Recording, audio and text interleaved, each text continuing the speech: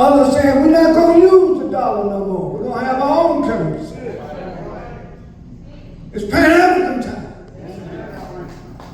Malcolm foresaw with his foresight the time that we're living now. Which brings me to another quote.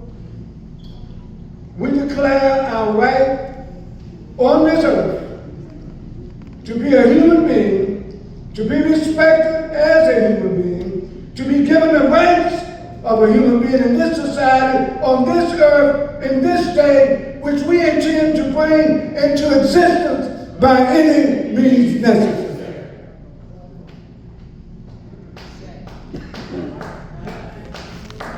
Oh, this is the only black-owned building left in the Shaw District of Washington, D.C.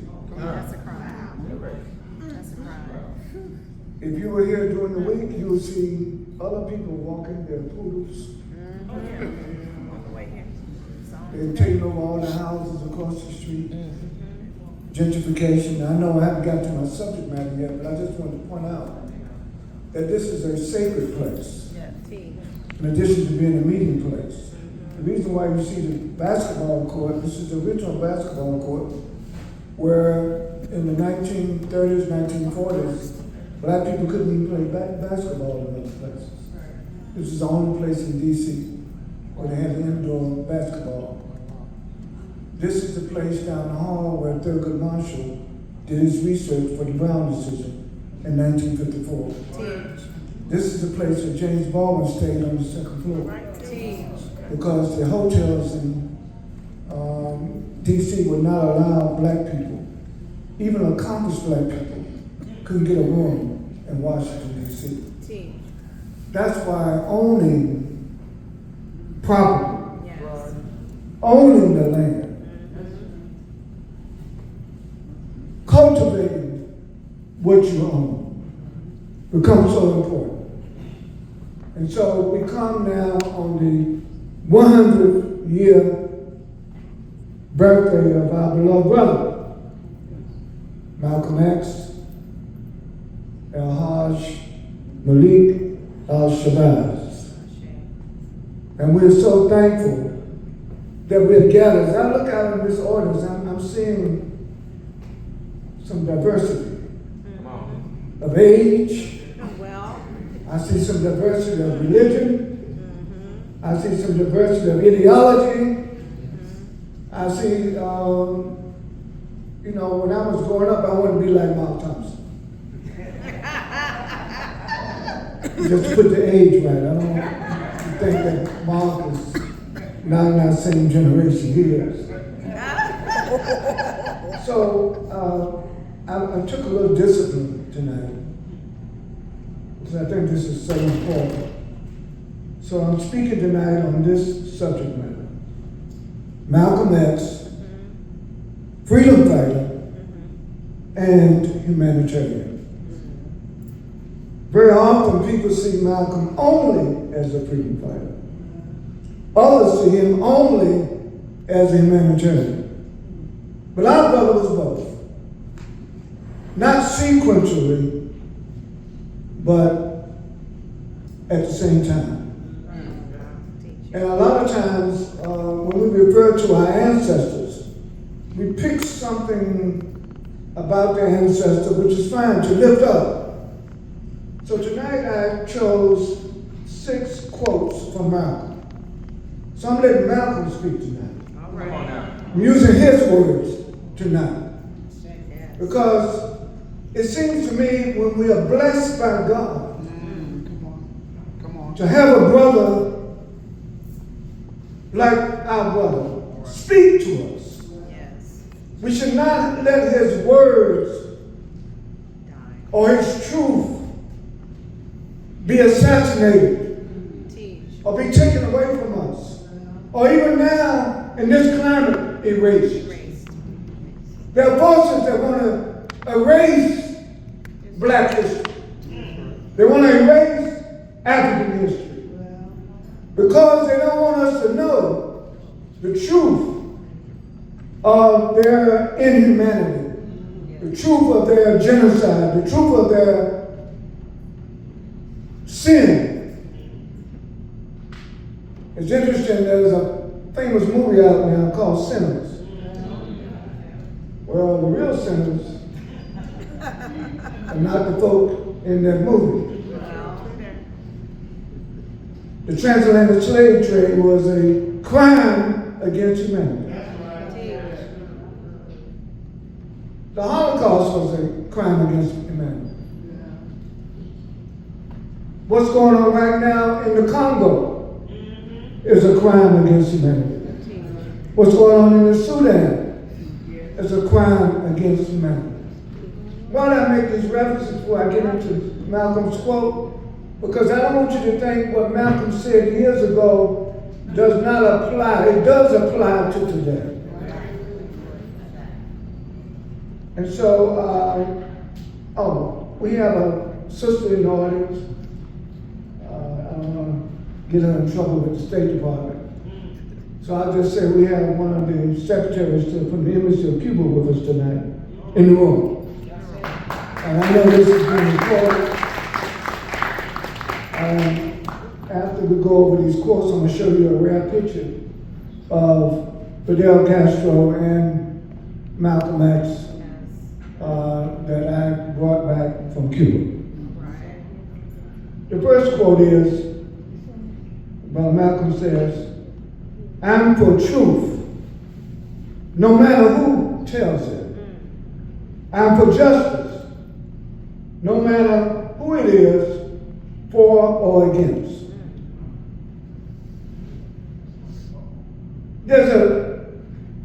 Certainly applies to black people, to African people, but Malcolm evolved, and his consciousness evolved.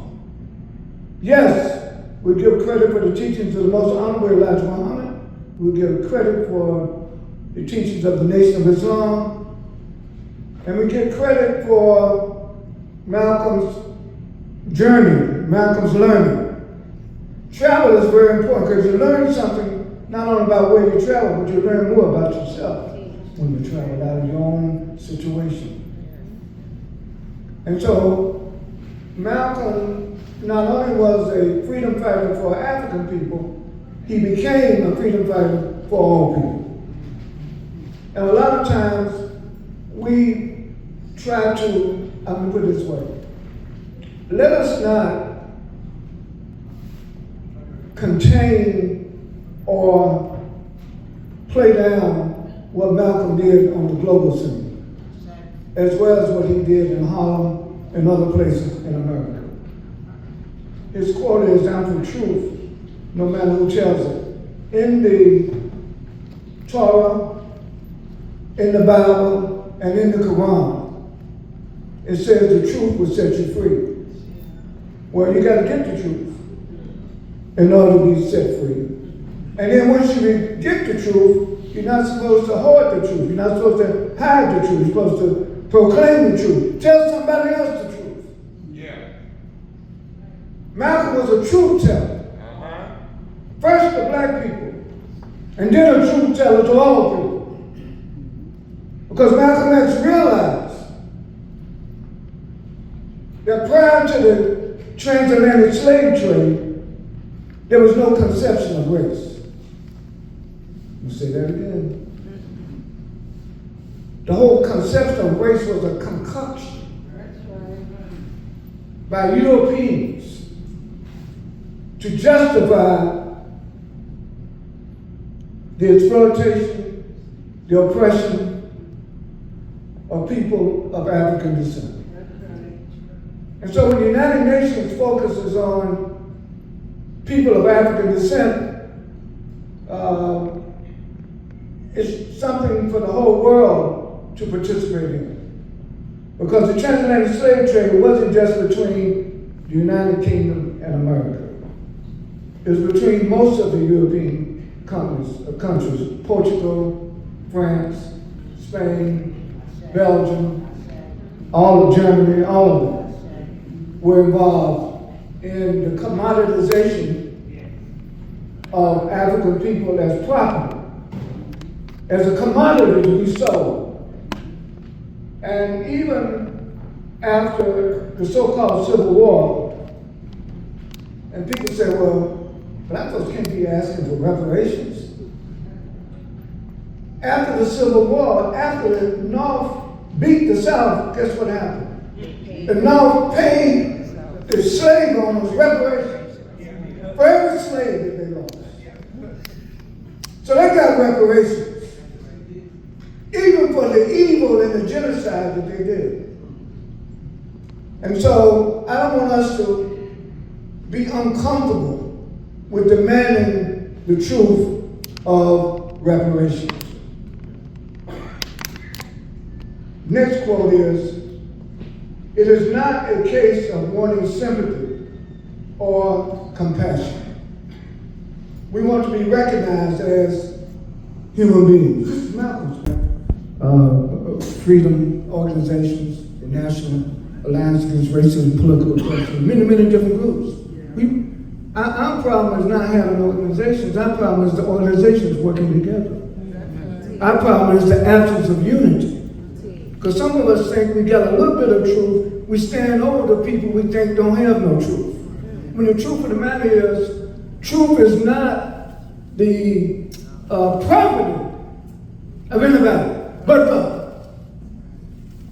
Nobody owns the truth but God. And so we have to make sure that when we speak, we speak it not from our own lived experiences, but we speak from our own education. John Henry Clark used to tell us, warn us about miseducation. You know, and now today, I left my phone down there, everybody's got AI, artificial intelligence. But I'm into AI, African intelligence. Come on now.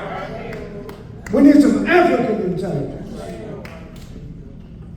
to raise up a generation of young people who know who they are and whose they are. We have a proud history if we could learn it. If our young people even knew what we went through over the last 100 years in this country, we wouldn't have to try to raise up a generation of freedom fighters. They'll already be freedom fighters. They grow up being freedom fighters. Well, it's our responsibility to make sure our millennials and Generation Z know the truth. That's right. Embrace the truth. We're the only race, well, I just said there's no races. We're the only people in the world that give our children to somebody else to educate. And then we wonder why they're miseducated. We have a responsibility, brothers and sisters, to make sure that we ensure that our young people get the right education at the right time and out of the right motive. Next quote from Brother Malcolm. You can't separate peace from freedom, because no one can be at peace unless he has freedom. We say, Assalamu alaikum, peace be unto you. But it's kind of hard for me to give you peace if I don't have peace. It's kind of hard for me to act like I am totally free when I know that I'm not totally free, my people are not totally free. When I spent some time in the North Carolina, even in the United Nations, 12 to 18 million Africans were murdered, exploited, oppressed during the transatlantic slave trade. Well, that's the wrong number. That's right. Because, first of all, can we trust the people who put us on the boat to count how many of us they put on the boat? Come on now. Can we trust the people who had us on the boat when we jumped off the boat to keep from getting to slavery? You think they kept a count? Now, once they got here, insurance companies insured every slave, so we know those facts. And when they got reparations, they had a list of the property that they wanted to get repaired for. But You have to understand, and I'm sure some of you know, that millions were murdered, millions were slaughtered, even though they got it. Are they not part of the transatlantic slave trade? Millions. From the interior of Africa marched to the shores.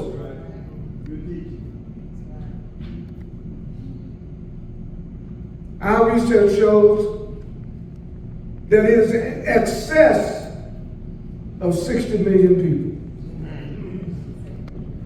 perished during the transatlantic slave trade. Now there are 50 million black people now in America.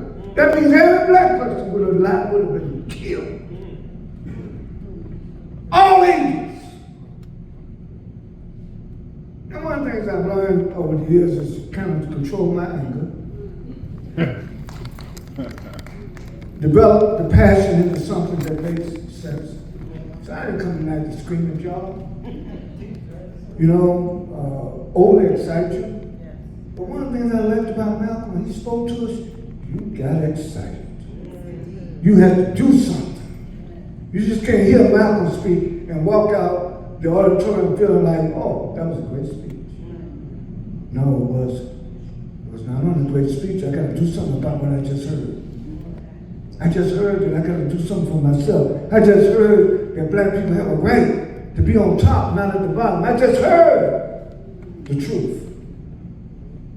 And by hearing the truth, I'm willing to struggle to make sure that truth becomes a part of my life, becomes a part of the life of our community. I was about to tell you about that little story from the Wilmington 10. They put us in prison. Basically, the way they put most of them, think they're going to break our spirit. Yeah. So I was organized. I was 23 years old. I was there with you. That's right. That's right, brother. I was 23 years old, and at Central Prison in Raleigh, North Carolina, they give you a test, psychological test, an IQ test. Now, I don't know why they want to know what my IQ was. I guess they wanted to figure out how much they could exploit us while we were in prison, so they had to test everybody. So on my third day in prison, that morning they woke me up and said, prison psychiatrist has you on the list. So I went, I talked to him, this white man, elderly guy. He said, and I said, well, where's the test? He said, oh no, Reverend Chavis, we're just going to ask you some questions. I said, okay. And he says, a very important question, what did you dream about last night? And I gave him a quick answer, escaping.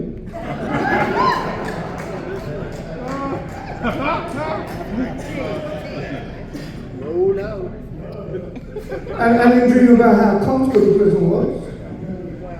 I didn't dream about how I'm just going to sit and let them do this to me without fighting back, without escaping. See, we need to have a consciousness that enables us to escape, that enables us to resist.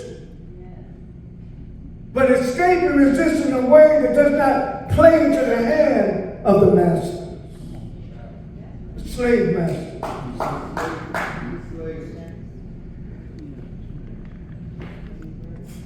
I was shocked last October. I went down to Georgia to help mobilize our people to vote. And I ran into this brother, big brother, with a t-shirt on. Niggas for Trump.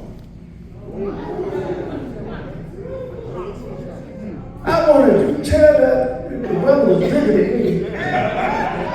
So I had to be mindful if I try to tear his t-shirt off, he could probably throw something off me. But I can remember that tonight. What happens that will allow us to proudly and openly say, I love my slave master. I want to be enslaved again. I want America enslavement again. And let me say something, salute to the black women of Georgia. Them sisters came out in record numbers. And quite frankly, if you look at the reparations movement, Nikechi, we got to make sure, I'm just going to be very honest with you. We don't win no victories without black women. That's right. You just say that, man. That's right. I'm not putting the votes down. I got involved in the movement because of black women. Listen, when I was growing up, I couldn't even get a girlfriend if I was struggling for freedom. Now, how can people just do things without consequence?